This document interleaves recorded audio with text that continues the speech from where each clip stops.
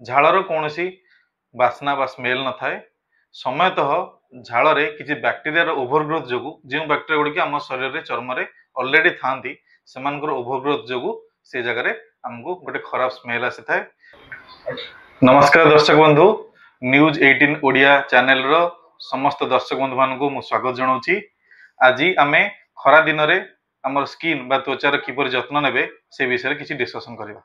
खरा दिने टेम्परेचर अधिका थाए, आम शरीर झाड़ बाहर टेम्परेचर अधिका रहा सहित ह्यूमिड कंडीशन थाए। तेणु पर्टिकुलाली से जगह गुड़े जो टाइट ड्रेस पिंधु काख जंघ पेट छाती ये सब जगह गुड़े बेसिकली झाड़ बाहर थाए एवं सी झाड़ जो आम शरीर बाहर यह नॉर्मल प्रतिक्रिया एवं यह द्वारा आम शरीर परवर्ती समय किसी बैक्टेरिया ग्रोथ कर जाए एवं यह परवर्ती समय स्मेल करे। किंतु झाड़ होची आम शरीर एक बॉडी फ्लूइड पार्ट, यह आमको बास्ना बा खराब स्मेल दिए ना। किंतु बैक्टेरिया ओभरग्रोथ होगा जनित आम बॉडी जो कमेंशियल बैक्टेरिया आम शरीर आम चर्म अच्छा से ओभरग्रोथ कर से जगह को परवर्ती समय स्मेल दियंती। तेणु आम प्रतिदिन साबुन लगे दिन को 2 थर गाधेवा दरकार एवं लूज फिटिंग कॉटन ड्रेस एवं लाइट कलर ड्रेस प्रतिदिन पिंधा उचित।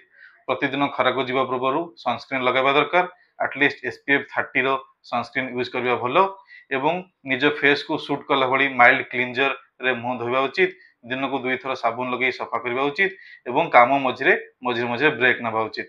एथि सहित आम जो मॉइस्चराइजर यूज करूँ से मॉइस्चराइजर बेसी ऑयल हेले मुहरे व्रण होबार चांस अच्छी। तेणु एवं माइल्ड जो ऑयल कम थी से मॉइस्चराइजर यूज करबा उचित।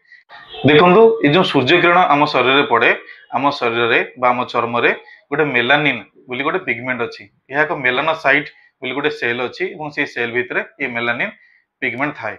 जब आम देह खरा पड़े तेबे ये मेलानिन प्रोडक्शन बढ़ी जाए और यह आमको गोटे ब्राउन टू ब्लैक कलर रंग दिए।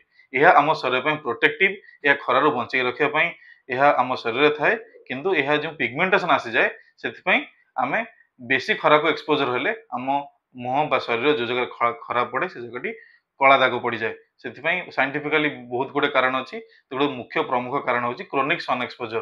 तेणु सन एक्सपोजर को अवॉइड करने दरकार एवं एथिपाई आपण कला चश्मा छता टोपी ये सब यूज करने दरकार। लाइट फिटेड फुल ड्रेस पिंधा उचित एवं एटलिस्ट SPF 30 थिबा सनस्क्रीन आपण खरा को जीवार अध घंटे पूर्व लगाइबा उचित। एवं आउ गोटे कथा कहि रखे जे ये जो मो शरीर में झाड़ बेसी बाहर यह द्वारा आम बॉडी रे कुंडे हुए, बेले बेले किसी स्किन रैश हुए, बेले बेले किसी घिमिरी बा मिलियारिया हो जाए, बेले बेले सन्तसंतिया जगह हो जाए से जगह से जगह परवर्ती समय फंगस इन्फेक्शन बा जादू रोग होता है।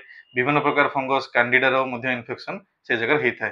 तेणु सफा सुतरा रहा निहाती आवश्यक एवं एक बहुत इंपोर्टेंट कथा यह जे आपण माने वेल हाइड्रेटेड रहा उचित। पाखापाखि 3 लिटर कि 3 लिटर अधिक पानी पीवा उचित एवं एथि सहित किछि किछि कथा मानि रहिले आपनको त्वचा ठीक रहिबो एवं एही समय एलर्जी बा इन्फेक्शन को आपण प्रिवेंट कर पारिबे।